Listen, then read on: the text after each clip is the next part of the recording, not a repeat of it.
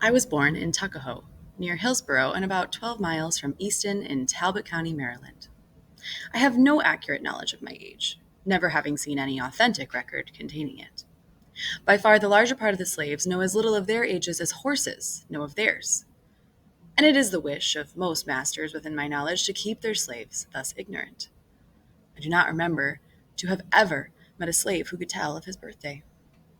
They seldom come nearer to it than planting time, harvest time, cherry time, springtime, or fall time.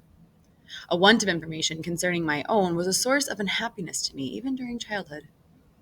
The white children could tell their ages. I could not tell why I ought to be deprived of the same privilege.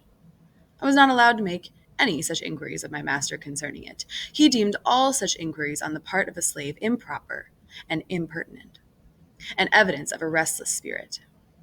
The nearest estimate I can give makes me now between 27 and 28 years of age.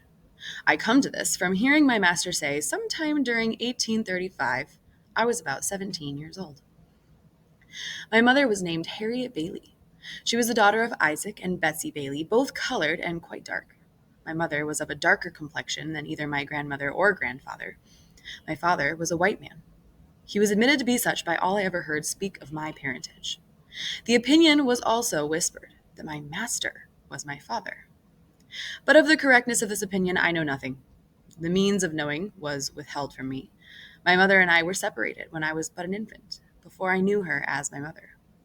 It is a common custom, in the part of Maryland from which I ran away, to part children from their mothers at a very early age.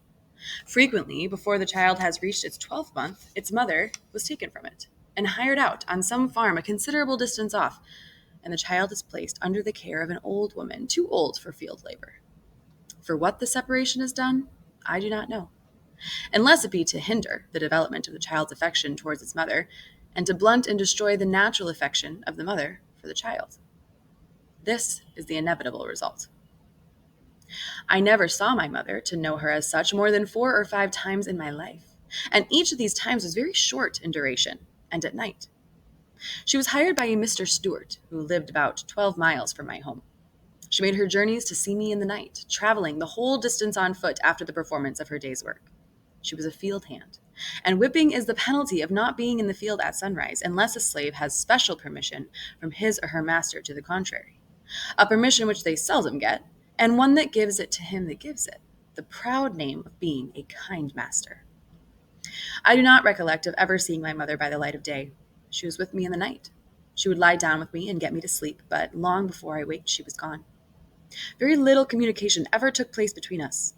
Death soon ended what little we could have had while she lived, and with it, her hardships and suffering. She died when I was about 7 years old, on one of my master's farms near Lee's Mill. I was not allowed to be present during her illness, at her death, or burial. She was gone long before I knew anything about it, never having enjoyed to any considerable extent her soothing presence, her tender and watchful care. I received the tidings of her death with much the same emotions I should probably have felt at the death of a stranger.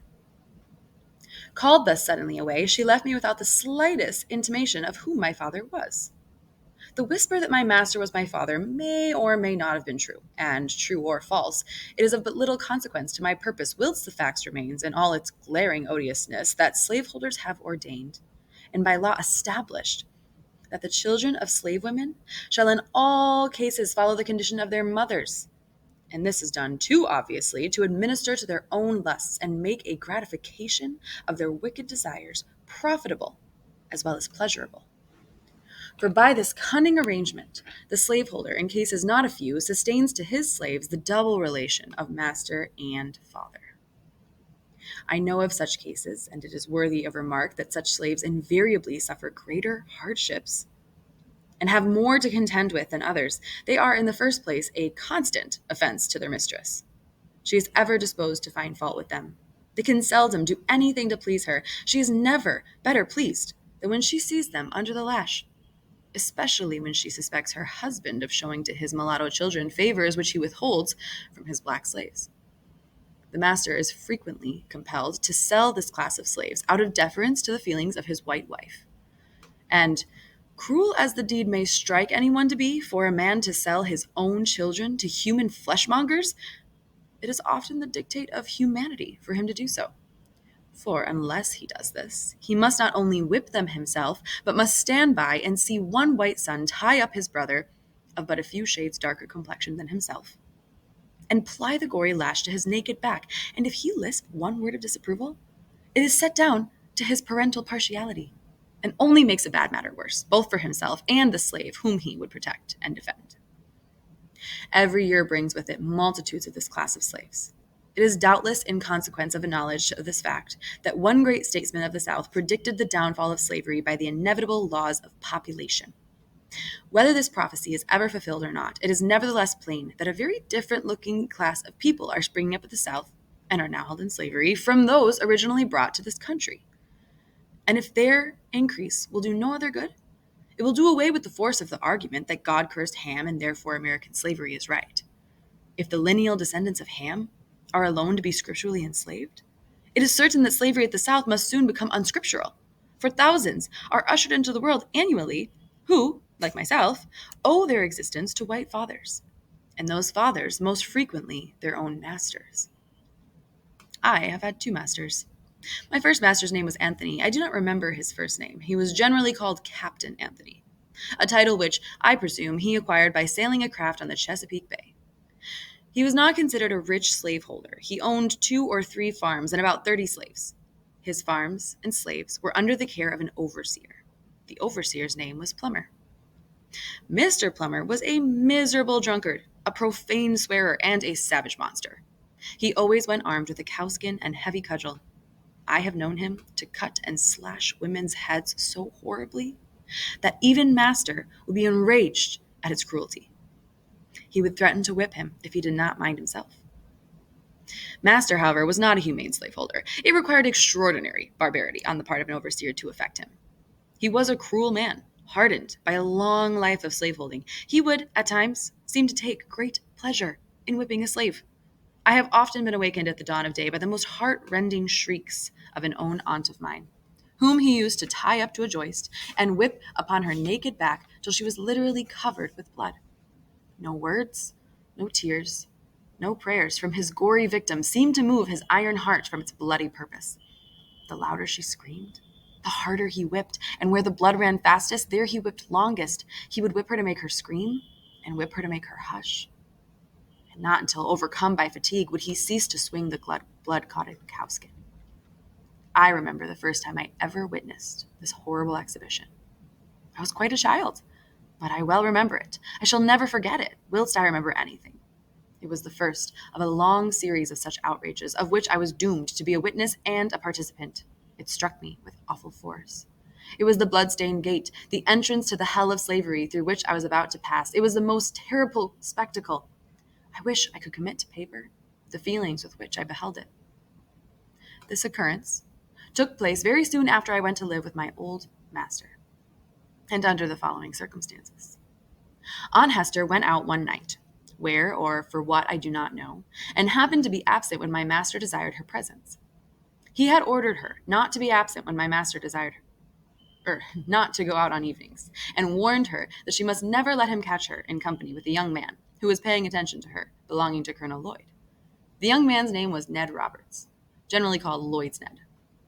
Why master was so careful of her may be safely left to conjecture. She was a woman of noble form and of graceful proportions, having very few equals and fewer superiors in personal appearance among the colored or white women of our neighborhood.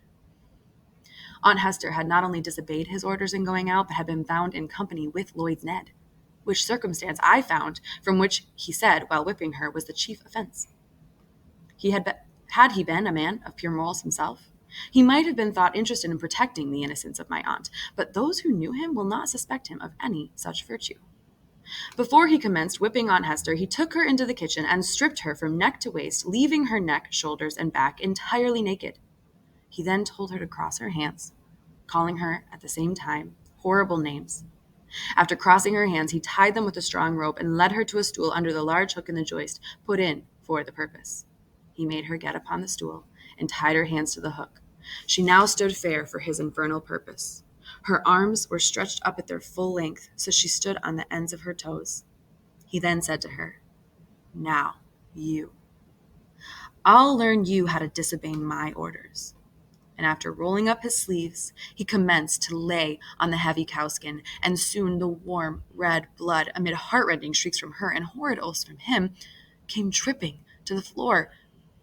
I was so terrified and horror-stricken at the sight that I hid myself in a closet and dared not venture out till long after the bloody transaction was over.